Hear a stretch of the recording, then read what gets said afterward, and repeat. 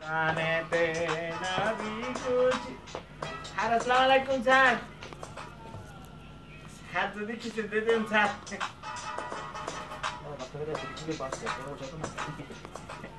আল্লাহ sir sir একটু কথা বলবেন স্যার কি টাকা দিলাম তো